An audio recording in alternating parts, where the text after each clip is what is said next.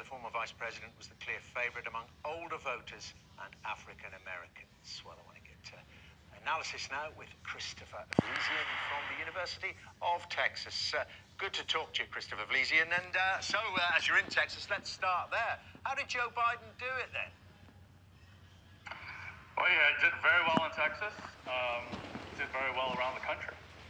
I think if the result in California holds for Sanders, and if Biden holds on to Maine, he won 10 of the 14 states contested. So what changed? I mean, Joe Biden didn't noticeably change his style. Then was it the voters changed their opinions about the candidates? There's a little bit of that. If you recall, back the last time we spoke a few weeks ago after New Hampshire, I was pointing out that we have to keep in mind that these states that we encounter are not little microcosms of the country, that they're unique. And Iowa and New Hampshire are states that were maybe better positioned, where Sanders was better positioned to do well, and he did well.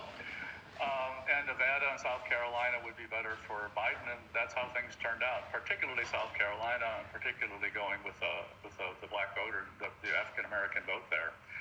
We went to Super Tuesday, and you got a much more representative electorate still, right? And Biden continued that.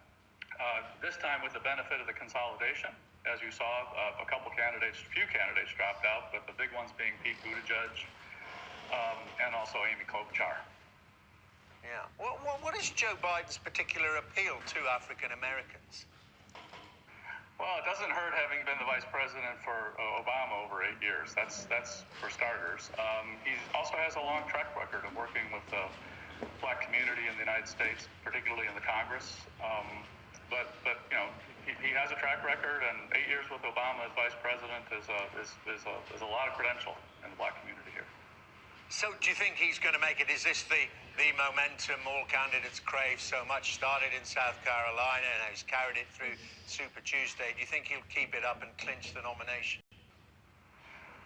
Well, it's hard to say. That's why we have these elections. I think right now it's probably, I don't know how closely it's covered over there, but a lot of the delegates from yesterday are still yet to be awarded. On paper, it looks like right now Biden has a slight lead, but once they're all allocated, it's probably going to be pretty even. And so then we're going to have to see what happens next. We have some important contests next Tuesday, and then more still the Tuesday after that. By the end of March, we'll be 2/3 of the way done. And then we have a big event late in April, and we'll finish things up, believe it or not, in June. So yeah, we have potentially a long way to go. Could go all the way to the convention. So how does Bernie Sanders find a way back? I listened to his speech today back in his home state of Vermont, and he's really gunning for Joe Biden now as part of the establishment, pretty much the argument he deployed against Hillary Clinton 4 years ago. Well, I suspect that will be the case. I mean, the field has really consolidated, right? As you know, we had 3 candidates drop before Super Tuesday. We've had Bloomberg drop since, just today. Warren is thinking about it, apparently. We'll have to see what she decides. So it looks like it's going to be 2, maybe 3 candidates moving forward. And yes, it'll look probably a lot like 2016. Yeah, a real scrap. I think most people would think that the advantage looks slightly with Biden.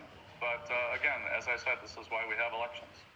And money matters, and you mentioned Mike Bloomberg, although it didn't seem to have much effect for him, where he spent, something like $500 million on his own campaign to not much effect. But he's now swinging behind Joe Biden.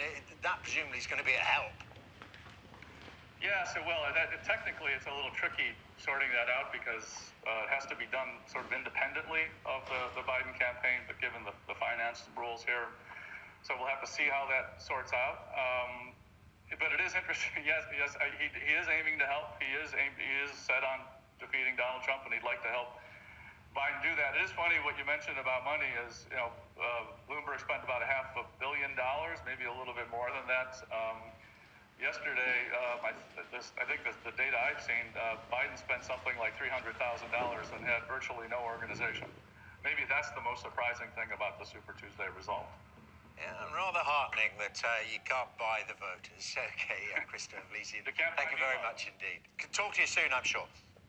Thank you. Now then, it's time to get an update on the sports, so let's join Sky Sports News.